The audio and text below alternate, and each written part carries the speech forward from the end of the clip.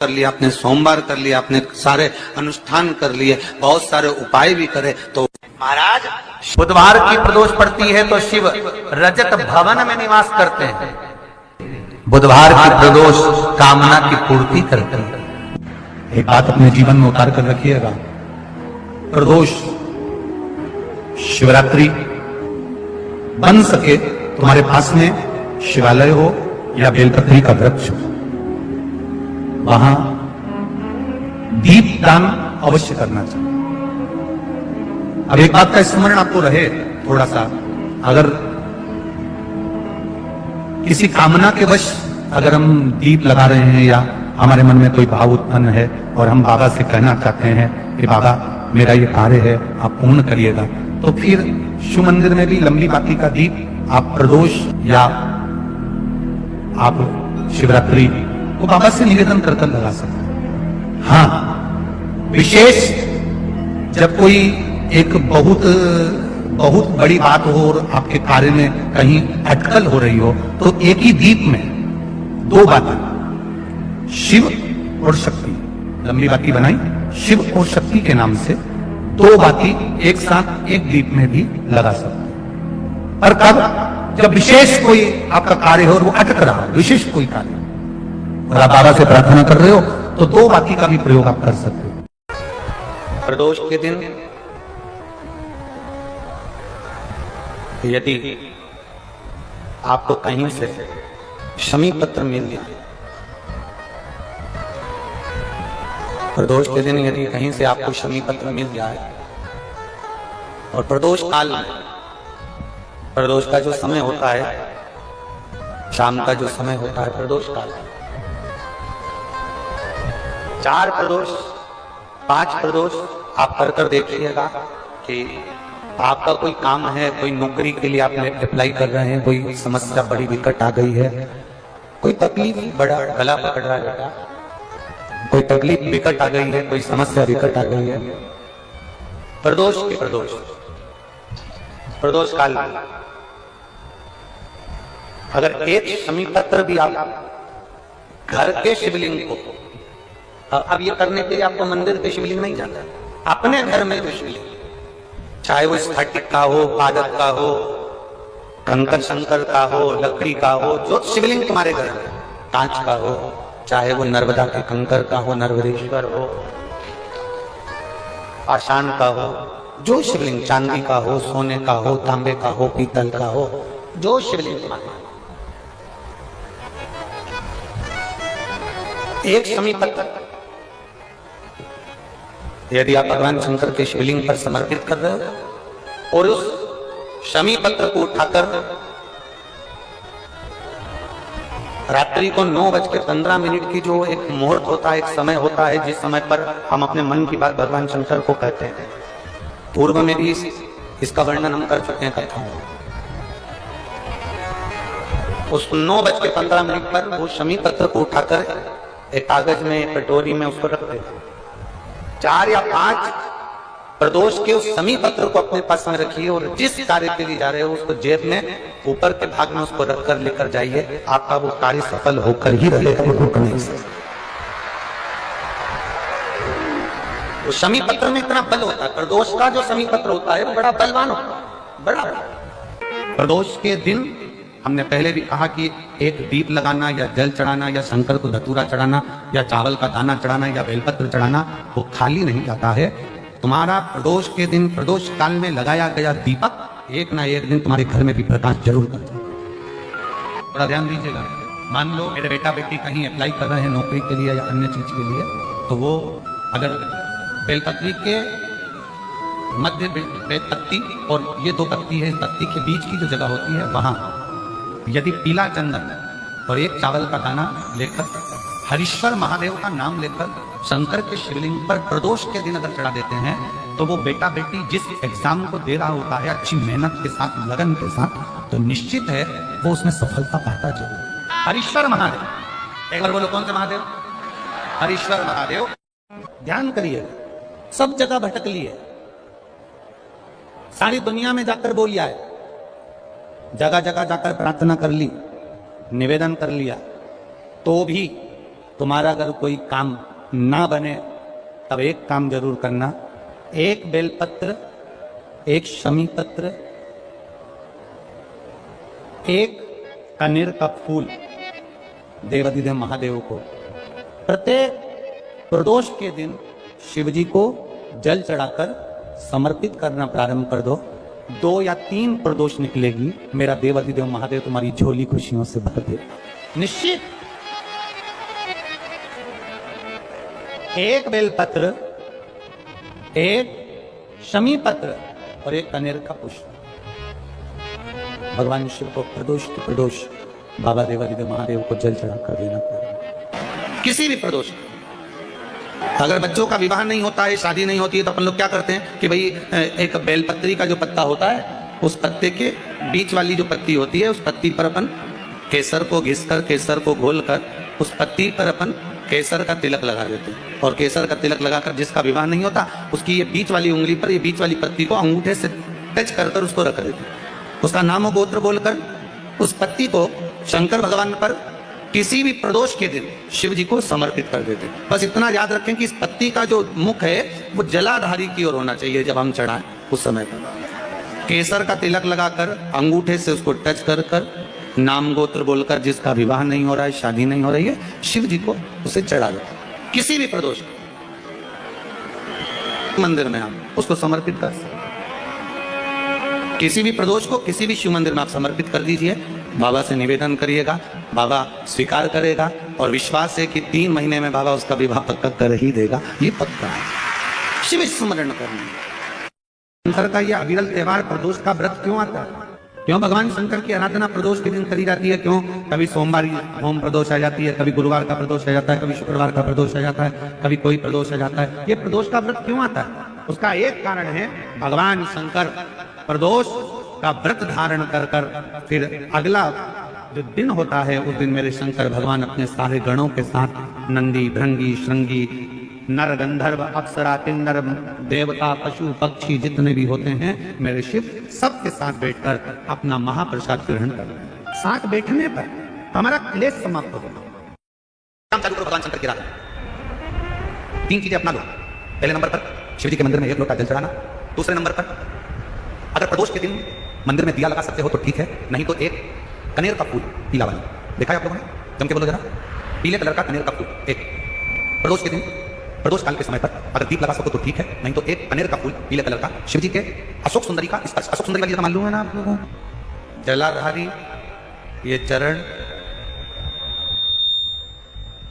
Right में Ganesh ji, left में कार्तिकेय जी, मध्य भाग में जो एक मोटी सी लाइन होती है वो अशोक सुंदरी का स्थान होता है। जहां पर शिवलिंग रखा हुआ है ये पार्वती जी का हस्त कमल। शिवलिंग के ऊपर जो कलश में से 1-1 बूंद पानी गिरता है वो शंकर जी की 5 लड़कियां, जया, विषहरा, शामली बारी, गौतली, देव। शिव जी के 6ठे नंबर की लड़की अशोक सुंदरी मध्य भाग में। जब एक कनेर का फूल प्रदोष के दिन, प्रदोष काल में अशोक सुंदरी वाली जगह पर स्पर्श कराकर शिव जी को समर्पित करना। 3 क्रम है, अगर बन सके तो करो। पहला 1 लोटा जल चढ़ाना। दूसरे नंबर पर अगर बहुत ज्यादा तकलीफ की जिंदगी चल रही हो, बहुत कष्टमय जीवन चल रहा हो और सबने कह दिया कि तुम्हारी किस्मत में तो धक्के ही लिखे हैं, केवल आप धक्के ही खाओगे, तो 1 कनेर का पुष्प प्रदोष के दिन, प्रदोष काल में अशोक सुंदरी का स्पर्श कराकर शिवलिंग पर चढ़ाओ। और बन सके प्रत्येक महीने शिवरात्रि आती है, जैसे कल शिवरात्रि है ऐसे हर महीने शिवरात्रि आती है। शिवरात्रि के दिन 1 अक्षत, मात्र 1 अक्षत, केवल 1 चावल का दाना, 1 दुर्वा के साथ शिव जी को समर्पित करना प्रारंभ करो। जिंदगी की कैसी भी तकलीफ होगी, मेरा शंकर भगवान उस तकलीफ को मिटाएगा।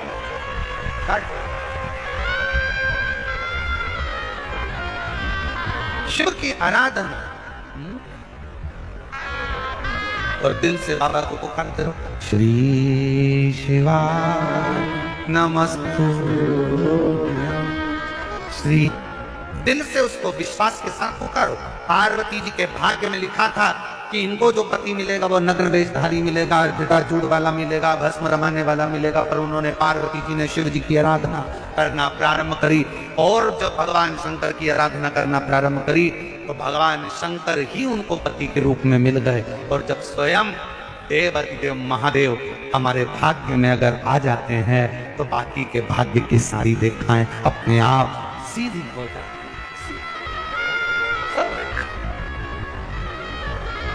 शिव को पुकारो, भगवान शंकर को पुकारने का प्रयास करो। महाराज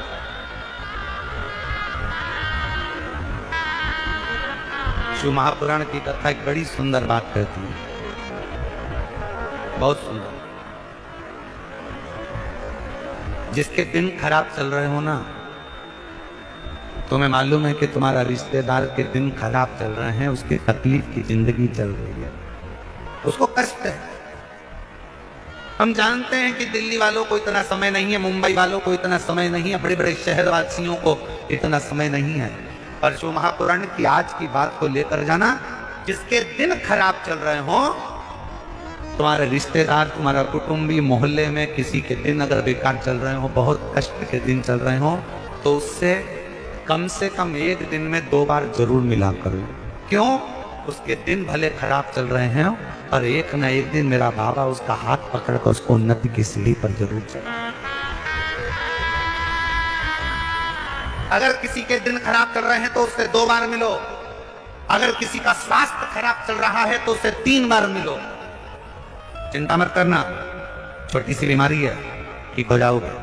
चिंता मत करना, ऐसी बीमारियां तो आती रहती है। टेंशन मत लो, किडनी खराब हुई है, लीवर बेकार हुआ है, शुगर हो गई है, थायराइड हो गया, कैंसर हो गया, क्यों चिंता करते हो? 3 बार। किसी के दिन खराब चल रहे हैं तो 2 बार मिलो, किसी का स्वास्थ्य खराब है तो 3 बार मिलो। और घर में अगर बुजुर्ग माँ बाप हैं और उनके प्राण छूटने का समय है तो शिव पुराण की कथा कहती है उनकी सेवा में 24 घंटे लग जाए। शिवलिंग का निर्माण करते हैं, जिसके घर में वंश नहीं बढ़ता, 20 साल, 25 साल, 15 साल, 12 साल हो गए हों, और जिसके घर में बच्चा ना हुआ हो, हम उनसे भी निवेदन करेंगे कि प्रत्येक प्रदोष, प्रत्येक शिवरात्रि, हर महीने प्रदोष आती है, हर महीने शिवरात्रि आती है, प्रत्येक शिवरात्रि, प्रत्येक प्रदोष को आप मिट्टी के अंदर मक्खन या गाय का दूध या गाय का घी, देसी गाय का मिलाकर शिवलिंग बनाकर उसकी पूजन करना प्रारंभ करें। 1 साल पूरा नहीं होगा, भले 20 साल हो गए होंगे, पर आपका गर्भ जरूर फेरेगा, ये निश्चित। भले 20 साल हो गए, 22 साल हो गए, 25 साल हो गए, डॉक्टर ने मना कर दिया नहीं होगा, फिर भी आप बाबा पर भरोसा, बोल बम का नारा है, आप विश्वास के साथ शिव की आराधना करें। गाय, देसी गौ माता का दूध, मक्खन, घी, ये हमारे मिट्टी के अंदर मिलाकर जब हम शिवलिंग का निर्माण करते हैं तो हमारा वंश बढ़ता। दूसरा, भस्म। दूसरी चीज क्या है? जम के बोलो जरा पीछे वाले भी, और जितने आसपास के जितने 5 पंडालों में जो बैठे हैं, जो अलग से पंडाल लगाए गए हैं, उनमें भी जो भरे बैठे हैं, इधर के पंडालों में पीछे वाले, और जितने लोग रोड पर बैठे हैं, जितनी दुकानों के अंदर बैठे, जरा सावधानी से सुनना। ये पार्थेश्वर शिवलिंग का था, आपको बाद में नहीं मिल पाएगी, बड़े ध्यान से सुनना। ये अपनी जिंदगी बनाने के लिए माँ पीताम्बरा ने अपने धाम में करवाई है, अपने जीवन को कृतार्थ कर कार्य का दिल से सुन लो उसको। पहले नंबर पर है मिट्टी में मिलाया गया मक्खन, घी या दूध। दूसरे नंबर पर है, जम के बोलो जल्दी से, भस्म। ये दूसरे नंबर पर भस्म का प्रयोग। शिवलिंग का जब निर्माण करे, पार्थिव शिवलिंग जब बनाए, मिट्टी में थोड़ी सी भस्म जरूर मिला। भस्म किस चीज के लिए होती है? भस्म किसके लिए धारण कराई जाती है? तो महाराज शिव महापुराण की कथा कहती है, जब शरीर में कोई बड़ी बीमारी आने वाली होती है, आप एक साधारण सा प्रयोग कर देखिएगा अपने जीवन में, एक साधारण सा प्रयोग। जब आपको लगे कि डॉक्टर ने बोला है कि कोई बड़ी बीमारी का चांस बन रहा है, कोई बड़ी बीमारी होने वाली है, आप शिवलिंग, ये जलाधारी, ये जहां से जल बहता है, गणेश जी का स्थान, कार्तिकेय जी का स्थान, बीच में एक मोटी सी लाइन अशोक सुंदरी, शिवलिंग जो शिवलिंग रखा है जो जलाधारी है, कि कोई बड़ी बीमारी ना निकल जाए। अल्ट्रासाउंड करा रहे हैं, एक्सरे करा रहे हैं, उससे पहले घर में अगर थोड़ी सी भस्म रखी है, उस भस्म को जब आप जल चढ़ाने के लिए शिव जी के मंदिर में जाओ, हॉस्पिटल में दिखाने के लिए जांच कराने जाओ, उससे पहले एक काम जरूर करना, शंकर भगवान का जहां शिवलिंग रखा है उस शिवलिंग के पास में भस्म का लेपन कर कर देवाधिदेव महादेव पर एक लोटा जल समर्पित कर कर उसी भस्म को अपने कलेजे पर, अपने हृदय पर लगाकर देवाधिदेव महादेव का पंचाक्षर मंत्र नमः शिवाय, षडाक्षर मंत्र ओम नमः शिवाय या श्री शिवाय नमस्तुभ्यम बोलकर फिर आप जांच के लिए चले जाओ। कोई बड़ी बीमारी तुम्हारी जिंदगी में निकल ही नहीं सकती। भस्म है। भस्म का काम क्या? हमारे रोग को, हमारी बीमारी को, हमारे आने वाले जो रोग हैं, जो बीमारी है, जो तकलीफ है, उसको समाप्त करती है भस्म का।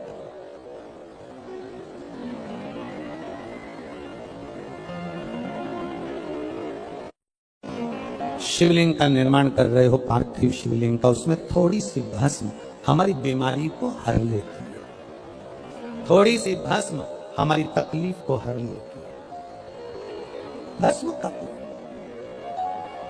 शिव के शरीर से, भगवान देवाधिदेव महादेव के तन से लगी हुई भस्म साधारण नहीं है। भस्म को चढ़ाने वाला भी साधारण नहीं होता और भस्म को लेने वाला भी साधारण नहीं होता। पार्थिव शिवलिंग का निर्माण करते समय दो चीजें ध्यान से अवश्य मिलाएं। पहला माखन, घी, दूध, दूसरा भस्म।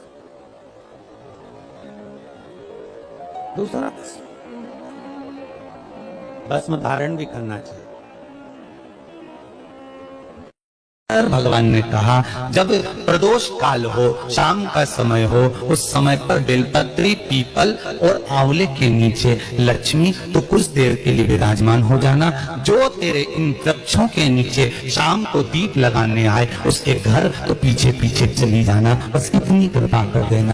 बुधवार की प्रदोष पड़ती है, उस प्रदोष पर, प्रदोष काल में अगर एक आधी चम्मच भी गौ माता का दूध मिल जाए, एक छोटी सी कटोरी में सीधे हाथ में दूध और उल्टे हाथ में दूध, जल का पात्र या उसी पात्र के ऊपर दूध का पात्र रखकर हाथ में लेकर जो शंकर के शिवालय में देहली पर खड़ा होकर शंकर से अपनी कामना कर कर शंकर के मंदिर में जाकर दूध अशोक सुंदरी वाली जगह पर चढ़ाकर जल शंकर के शिवलिंग पर जो